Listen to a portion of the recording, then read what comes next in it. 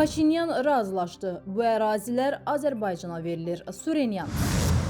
Azərbaycan iki hücumla bu sistemlərimizi tamamilə məhv etdi.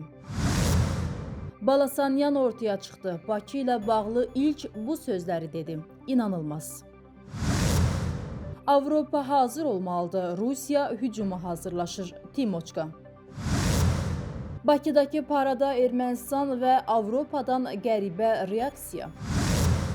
Sülh Azərbaycanın şərtləri əsasında onun tələblərinin yerinə yetirilməsi ilə həyata keçirilir. Bakının son açıqlamaları və Paşinyanın paylaşdığı məqalələr bunu təsdiqləyir. Bu fikirləri erməni siyasi şərhçi Surenyans deyib. Məqalə Paşinyanın sülhü Azərbaycanın şərtləri ilə Paşinyan Bakının yeni tələblərini qəbul etdi başlığı altında dərc olunub. Azərbaycan Xarici İşlər Nazirliyinin nümayəndəsi Ayxan Hacızadə yaxınlarda bəyan edib ki, Qazax rayonunun 3 kəndinin və Naxçıvandakı Kərki kəndinin qaytarılması hər zaman Bakının prioriteti olub. Onun sözlərinə görə bu məsələ sərhədlərin delimitasiyası üzrə komissiyalar çərçivəsində həll edilməlidir. Surenyansın sözlərinə görə Azərbaycan sülhün yalnız bütün tələblərinin tam yerinə yetirilməsi halında mümkün olduğunu gizlətmir. Paşinyan isə öz Telegram kanalında bildirib ki, delimitasiya nəticəsində Ermənistan başkənd və digər işğal olunmuş əraziləri geri qaytarmalıdır. Lakin bu başkəndi qaytarmaq cəhdi deyil, qarşılıqlılıq illüziyası yaratmaqdır. Başkənd mövzusu heç vaxt danışıqlar gündəliyində olmayıb, ən azı Azərbaycanın baxımından. Halbuki anklavlar məsələsi çoxdan Bakının tələbləri siyasına daxil edilib. Beləliklə, nəticə çıxarmaq olar ki, Paşinyan ya artıq razılaşıb, ya da sadəcə müqavimət göstərməkdən imtina edib. Ekspertin fikrincə, anklavların qaytarılması Ermənistan üçün təhlükəsizlik və institusional sabitlik baxımından fəlakət olacaq. Ermənistanın alternativ yolu var idi. Başkəndin 4 anklavla mübadiləsi ya da məsələnin dondurulması, yəni İrəvan və Bakı arasında etimad mexanizmləri formalaşana dək gözləmək. Surenyansın sözlərinə görə belə addımlar dövlət maraqlarına uyğun və suverenliyə xələl gətirmədən atıla bilər. 2020-ci ilin 44 günlük müharibəsi və 2022-ci ilin sentyabr hücumu zamanı əvvəllər yaxşı və ya pis, az və ya çox nə hava hücumundan müdafiə sistemimiz vardısa, tamamilə məhv edildi və ya yararsız hala salındı. İndi bizim nəyimiz var? Bu sözləri Ermənistanın Şərəfim Var fraksiyasının üzvü Tigran Abramyan bildirib.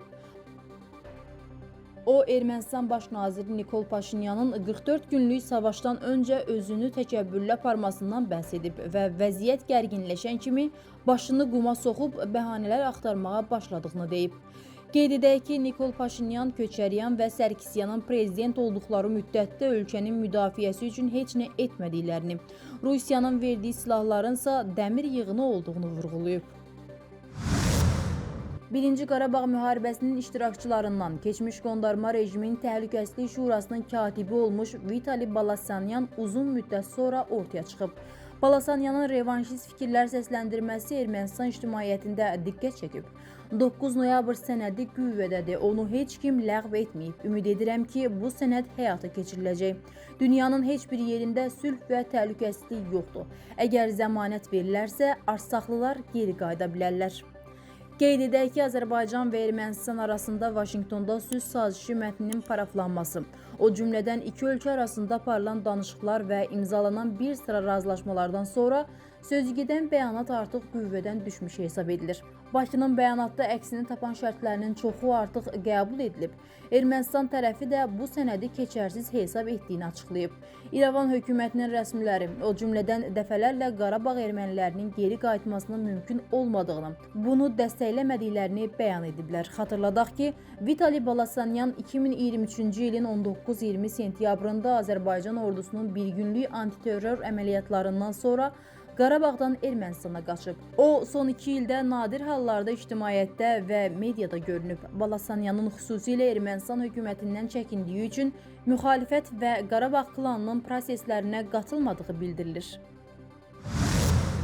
Rusiya Avropaya qarşı mümkün təcavüz strategiyası hazırlayır. Bunu Ukraynalı hərbi ekspert İvan Timoçka deyib. Qərb 2025 təlimlərini keçirən Rusiya bununla kifayətlənməyib. Avropa ölkələrinə qarşı potensial təcavüz üçün hansısa doktrina və ya strategiya hazırlayır. Buna görə də hazırda davam edən ümumi səfərbərlik ilə yanaşı, Ruslar öz real səfərbərlik potensialını və sistemin nə qədər insanı hazırlaya biləcəyini tam şəkildə araşdırmağa çalışırlar.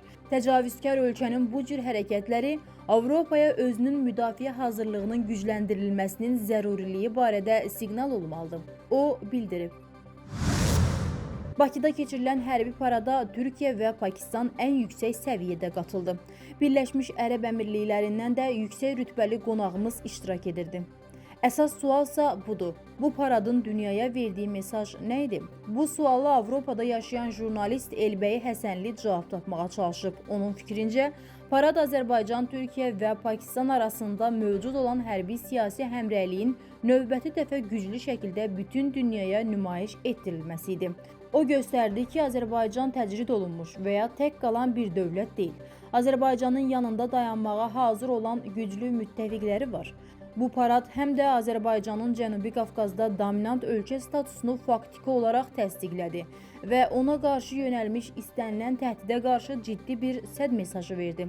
Cənab Ərdoğanın Qarabağın azadlığını bütün Türk dünyası üçün qürur mənbəyi adlandırması, bu qələbənin Türkistan coğrafiyası üçün də strateji və mənəvi əhəmiyyət daşıdığını göstərir.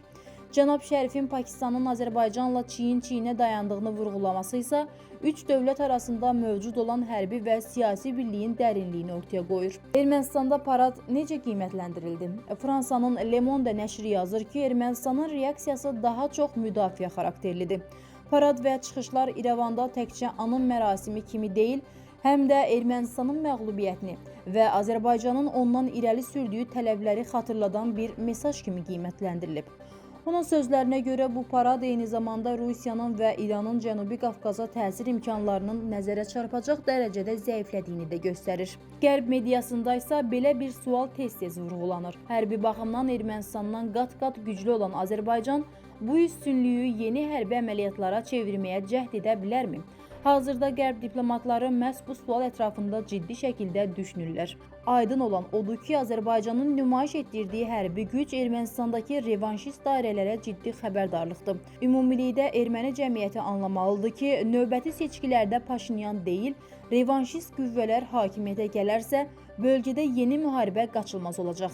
Yəni, dəmir yumruq yerindədir. Hindistan-Pakistan müharibəsi bütün dünyaya göstərdi ki, Türkiyə və Azərbaycan qətiyyətlə rəsmi İslamabadın yanında durdu və bu, Hindistanın geri çəkilməsinə səbəb oldu. Bu fakt da sübut edir ki, Türkiyə-Azərbaycan-Pakistan dostluğu tarixin sınaqlarından üzüağ çıxıb. Heç kəs bu ittifaqı yenidən sınamağa cəhd etməsin. Edənlər peşman olar.